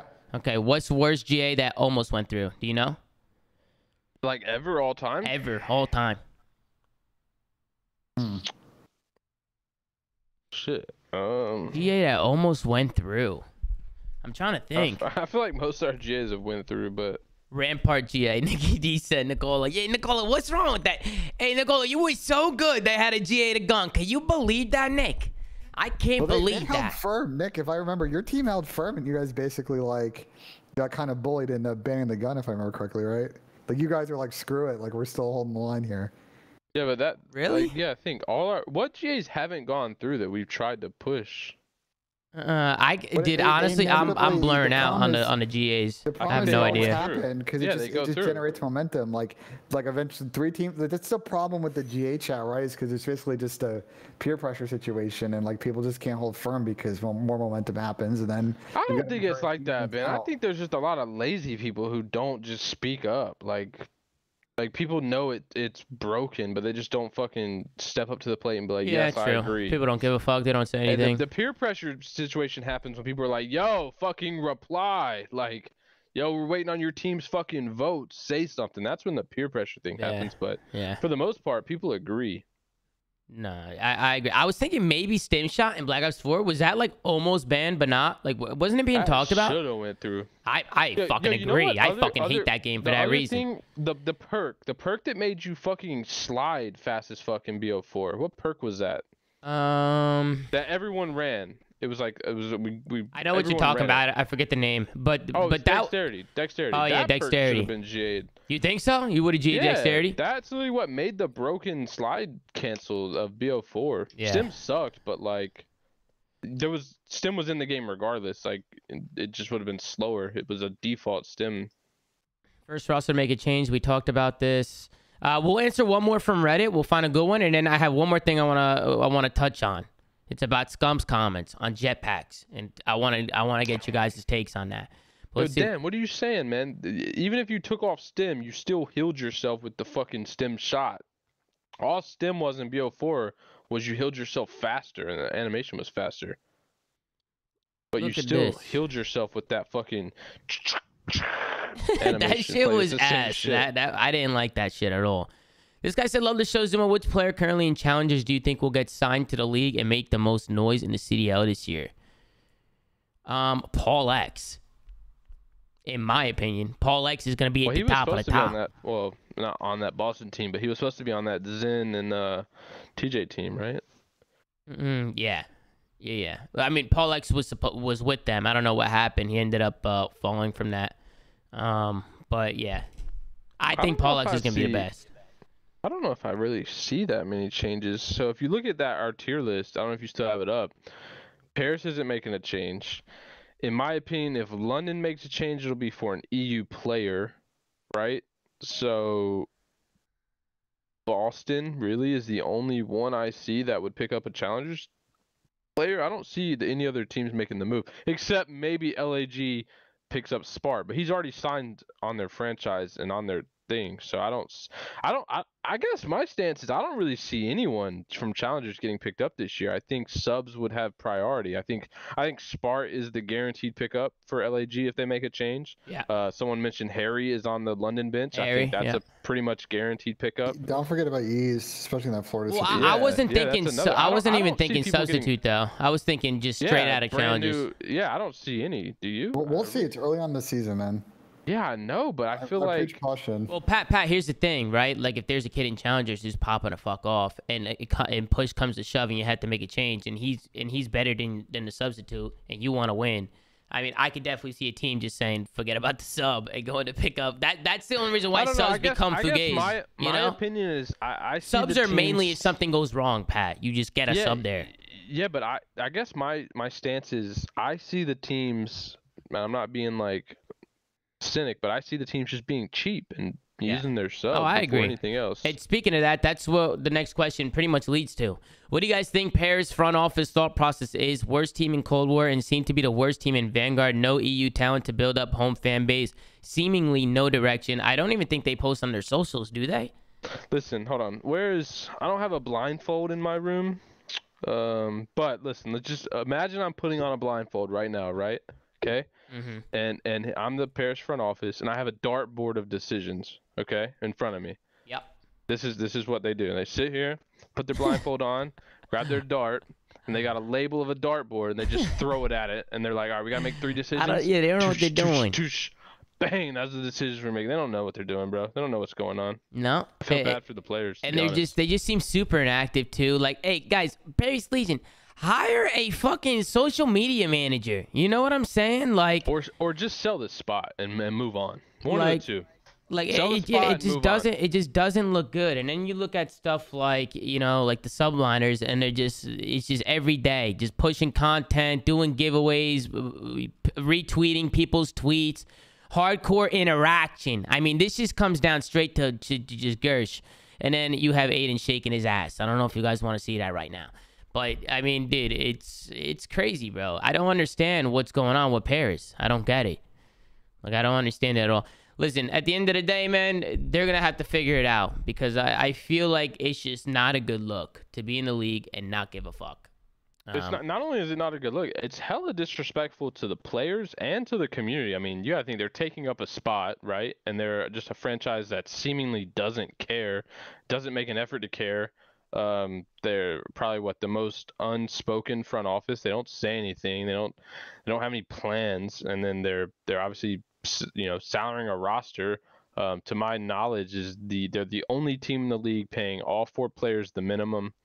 They're not making any roster changes. They don't say nothing. So honestly, it's just a really bad look. So to me, it just makes me question why they got in. And here's the thing, and we'll move on for this, but. They can always change. They can always be better. So, Paris Legion, be better. Be better, Paris Legion. Okay? Best player to never win a ring. That's me. Come on. What is it? What are you out of your fucking mind? Come on. I should have won a ring. World War II. I can't believe Pat took that one from me. I can't believe it. Whoa. TK took that from you. Well, they took that one from me. Yeah, but I mean, you know what I'm talking about. I think we should have won that one. But shoulda, woulda, woulda, coulda, woulda, you know, fuck it. We lost. It is what it is. Who do you guys think? Best player to not win a ring? And be honest, obviously, I'm in the call, but who gives a fuck about me? Best player not win a ring. Octane? Outside of you? What do you mean outside of me? No. Who's the best player that you think didn't win a ring? Enable? Octane? Kenny? I'd probably say Kenny, but I'm trying to think, is Kenny's there anyone else that hasn't won a ring that I don't know of? Kenny. A lot of people have won a ring. Yeah, Priest too. I see people saying Priest in there. Priest is a good shout. See, there's a lot of players. So, you know, if you had to choose one, who do you think is the best player that should have a ring right now? What's the final verdict? Kenny, or Joe, Gunless, maybe? Joe DeLuca never got a ring, right? Merc never got a ring. Well, he only played up until when there was only 2 rings, and Farico won, and then I won. Dude, I guess he played in AW. He played in. Yeah, he played in AW, Black Ops? but Yeah. he didn't play Black Ops 3 to the point that got to champs. He played it for like the first few months. But they were on like a decent team. They just kind of faltered at the end. Listen, Mama Tat says that Zoomaa. team wasn't that great. RJ said Gunless or Priest. Was decent. It's a good shout. They weren't that decent. They were okay, but Assistant coach from Atlanta FaZe RJ said Gunless or Priest for best player to never win a ring. I think you'd have to put Kenny over Priest, but Gunless is a good pick. I think it's you, Gunless, or Kenny for sure. Tom says Zoomaa without Olympi Paul. I like that, Tom. I like that. Even listen, fuck everything. I'm going pro in Valorant. I'm gonna be Radiant, but in a month. Quote me. Okay. All right. Quote me on that. But we'll get over that. Scump, Jetpacks, talking about Jetpacks. All this Jetpack talk. Scump tweeting about Jetpacks. He wants Jetpacks back. What do you guys think? Here's his tweets if you guys think I'm fucking with you. What do you guys think here? What's going on? Should Jetpacks come back? Should it not come back? What do you guys think? I think they should come back. I just think it's the COD logic. You go a few years and you miss the thing that you used to hate. I think that's just how COD works. Like after IW, I think there wasn't a single soul that wanted Jetpacks to continue outside of maybe like Celium, who was playing free-for-alls on IW throughout all of World War II. But it just gets to the point where shit gets stale and you want something new. So probably that. And we got a cosign. I think if Jetpacks came back and a few years went by, we'd be like, God damn, like I hate Jetpacks. I wish they'd go away again. I think it's the same thing. I want them back. I think Jetpacks are fucking lit. Just don't bring back wall running. Forget the wall running. Okay? Do not bring no wall running. If you want to bring back the Black Ops 3 hover shit, sure. I'm cool with that. The sliding, sure. All that shit. Just don't put fucking wall running in COD. Don't do that. It doesn't belong in COD. We haven't had a jetpack that didn't have wall running or dashing, right? But all 3 games had one of those features. Yeah. There's one. AW was a dash and a double jump. You had a double jump dash. And then after that, it was wall run, raw run. Wall run, two wall run. We never had one without either of those. Yeah. Even what Dan just said, right? Black Ops 3 with no afterburner. Yeah. Oh, okay. Shit, I played the whole year with no afterburner. Ban and protect. Yeah. We GA'd that the whole time, or not GA'd. We banned it. Actually, that's not a bad shout. The no afterburner. But then Dan, you'll probably get people on there that are still gonna figure it out. Dude, I don't know if you guys ever seen this, but there's like some clip. Have you guys seen what people are doing on Black Ops 3 right now?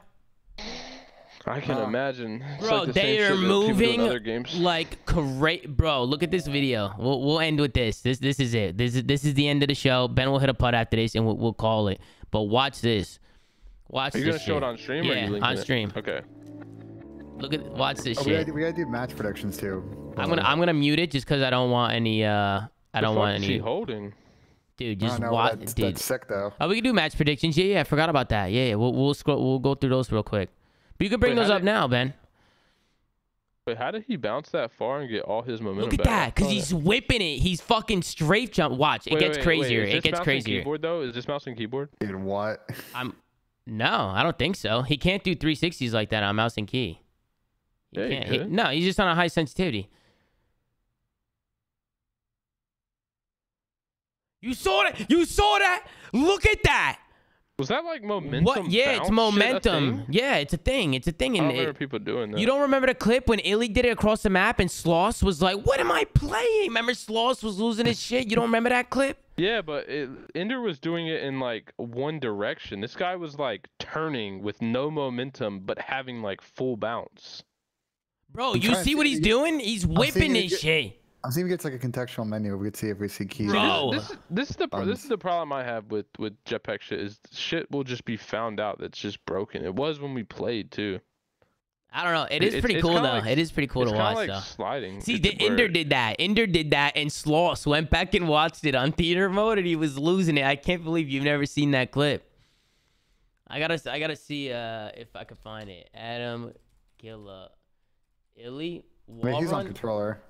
He's on controller for sure. Yeah, he just saw left trigger, right trigger. Yeah, this is it right here. Look at Is this. this a nighttime fringe? I watched it, yo. If anyone wanted to play it, Ready for this? Ready for this? Watch this. Tyler, are you playing it? No idea what he's doing. I'm not teaching you. Look at this. play it. Clay was asking if anyone wanted to play What? First said hi, Adam. What is this? This guy just skipped across the whole map. Dude, you know what I'm saying? Look, and then He just jumped across the whole map and didn't waste a boost. Wait, watch this. He does it again. I think he loses man, full he said again. Ledge slides, point his pistol, and shooting at the same time, dude. Dude, Killa is fucking funny, bro. This guy's an idiot. I love this guy. What's Sloss doing these days? Watch this. He loses full still right. streaming. Is he still streaming? Wow, this game sucks. And we'll leave it there. Yeah, and it's Sloss. All right, let's do predictions real quick. Let's do this, Ben. Read them off. Read off the matches. Who do we got? All right, first match. We got London versus Florida to open up the day. What are you guys' thoughts? London versus Florida. Florida. 3-1. What do you got, Pat? In Florida? Florida 3-0. Ben? Florida 3-2. Okay, next series. What do we got? Next series, we got the Boston Breach versus the Los Angeles Gorillas. Boston Breeze, Los Angeles Gorillas. Oh, man. Tony versus Asim. This one's tough for me. I'm gonna go Breach 3-2. S&D closeout. I think Gorillas win. We'll say both respawns. I don't know if that'll happen. Or both hard points. I'm going Gorillas 3, though. Gorillas. Do you think they clutch up? Yeah, I think they're gonna clutch up. I think Gorillas are gonna get the better of Boston, of a young, new Boston team. What do you think, Bang? I got Boston 3-2. It's gonna be a banger series. That is gonna be a banger fucking I just kind series. of like where Boston's kind of at, but this is a really tough matchup to call. I It's think gonna be a banger. It's gonna be a banger for sure. How many series we got tomorrow, Ben? We got a lot. We got 3. So last one to close out the day, we got the New York Subliners versus Seattle Surge. I'm gonna go with Seattle here. I'm gonna say, just to mix it up, I really think it should be a game 5er, but I picked 2 game 5ers, so we'll go with Seattle 3-1. All right. All maps are gonna be close. All right. I think I'm gonna go Seattle 3-2. I can see going to a last map maybe, but Seattle's gonna close it out. I think they'll close. Actually, man, that's tough. Now we'll go Seattle 3-2. It's going to a last map.